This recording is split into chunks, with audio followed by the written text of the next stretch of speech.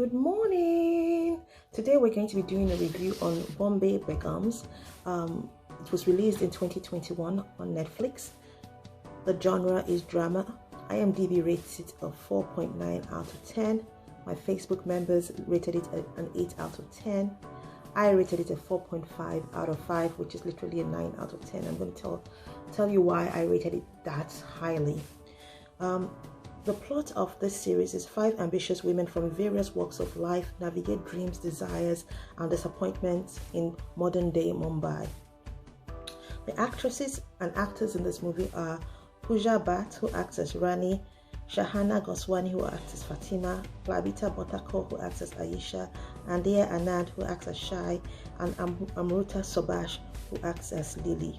My favorite actress in this series was Shai, and I'm going to give you my reason why towards the end.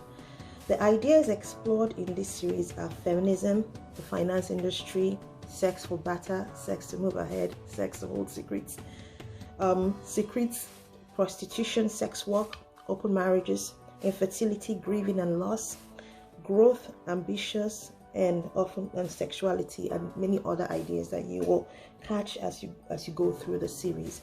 It's a 6-episode series, so you can take your time as you watch it.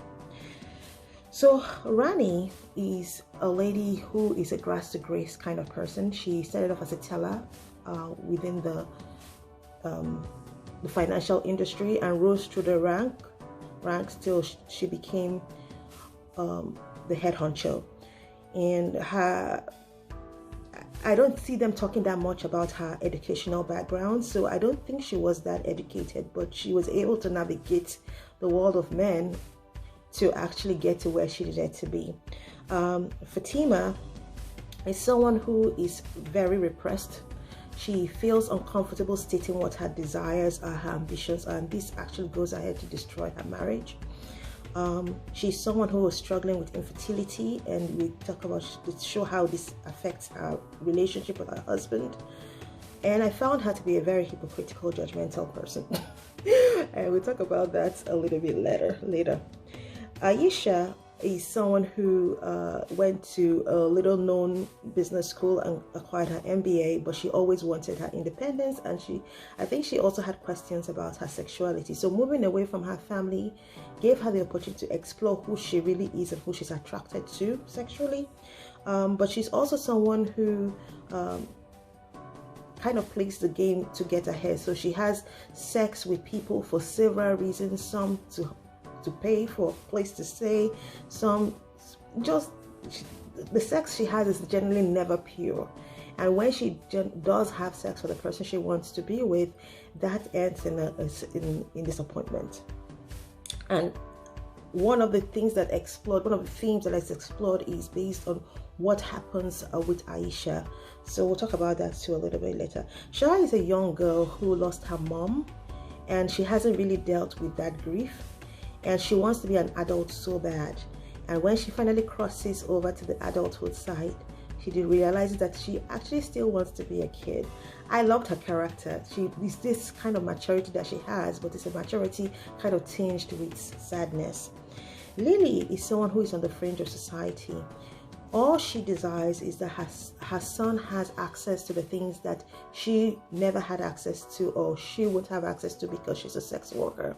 And as such, something happens that pushes her into Rani's world, and she uses that opportunity to push for herself and push for her son. So one of the things that's explored through Lily is how are sex workers treated, and how are sex workers rehabilitated. Do they have enough support to choose a different life, or would they still have to struggle with the same things when they decide that they no longer want to work within the sex industry anymore? So these were the things that were explored in this series. One of the ideas that I saw was this whole thing about motherhood and children and the workplace. There was a scene in which Rani goes for a talk, and she goes on a talk about women and stuff like that.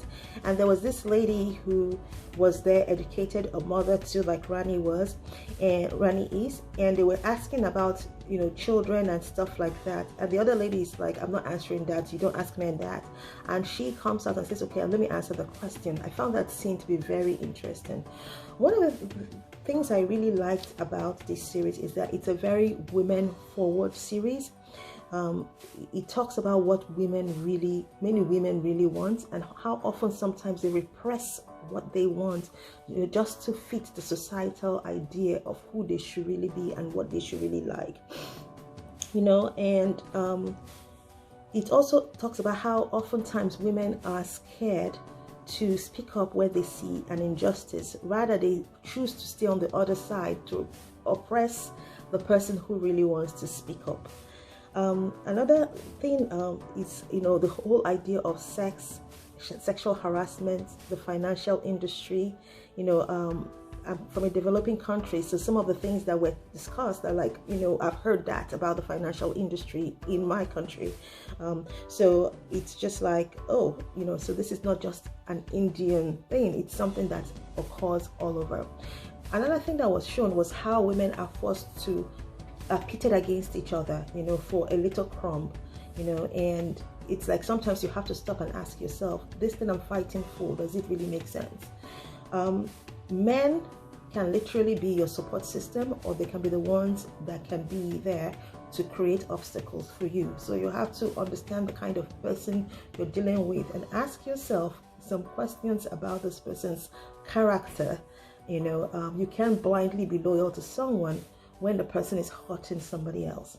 So there's so many ideas that were explored in this series, and I hope that you do get a chance to watch it. I give it a 4.5 out of 5, which is a 9 out of 10, because I think that the creator, the writers did a great job, and the things that they were discussing are things that are happening still today in present day, the world. So till next time, take care and God bless. Till we meet again. Ciao.